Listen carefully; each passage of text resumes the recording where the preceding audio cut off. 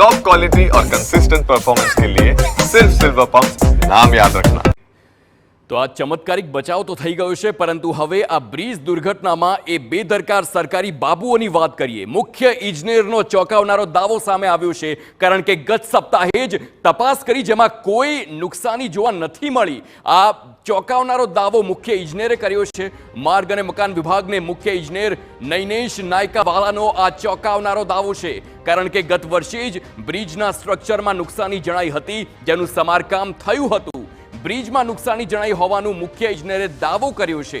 ચાલુ વર્ષે પણ માર્ગ મકાનની તપાસમાં નુકસાન સામે આવ્યું હતું, છતાં કોઈ કામ નથી કરવામાં આવ્યું।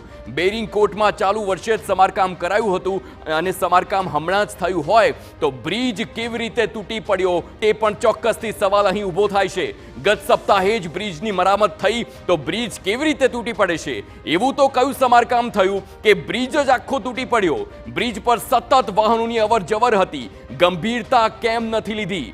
માર્ગ અને મકાન વિભાગને બ્રિજ જર્જરિત કેમ ન લાગ્યો? તેમની ગુણવત્તા પર ચોક્કસથી સવાલ ઉઠે છે। આટલા લોકોની અવરજવરવાળા બ્રિજ પ્રત્યે કેમ બેદરકારી દાખવવામાં આવી છે?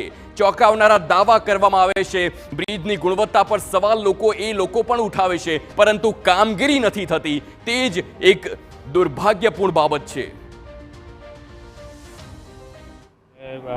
ઘણીવાર બ્રિજમાં જે છે તે સુપરસ્ટ્રક્ચરમાં આપણે વેરિંગ કોટને આગળ નુકસાની જણાયેલી હતી, જેના માટે આપણે ગયા વર્ષે એને રિપેરિંગ પણ કરેલું છે। એને આપણે માસ્ટિક આસફાલ્ટ, પછી ફૂટપાથની કર્બિંગ, પેરાપેટ અને એ બધું જે નુકસાની થયેલી હતી તે રિપેર કરવામાં આવેલી હતી ગયા વર્ષે। અને ચાલુ વર્ષે બી એમાં અમારા વિઝિટ દરમિયાન જોવા મળેલું હતું કે જેમાં નુકસાન થયેલું હતું આપણે એમાં વેરિંગ કોટમાં, તો એમાં તાત્કાલિક એમાં મરામતની કામગીરી અમારી પૂર્ણ કરવામાં આવેલી હતી। આ વખતે બી કામગીરી તો ચકાસણી કરવામાં આવેલી જ હતી, અને અમે જોયું તો ઉપર જે ગયા વખતે આપણે માસ્ટિક આસફાલ્ટને બધું કરાવેલું હતું એમાં થોડું ઘણું નુકસાન જોવા મળેલ હતું, અને એ અમારું કામગીરી પણ અમારે હમણાં ગયા વીકથી ચાલુ જ હતી, અને એ અમે મરામત રૂટીનમાં કરાવતા હોઈએ છીએ। એટલે અમારા દ્વારા generally pre monsoon, post monsoon એ બંને ટાઈમ પર બ્રિજનું ઇન્સ્પેક્શન થતું હોય છે, અને આ બ્રિજ જે છે તે એમાં બેરિંગ રોકર ટાઈપની છે, એટલે એના કારણે થોડું વાઇબ્રેશન ને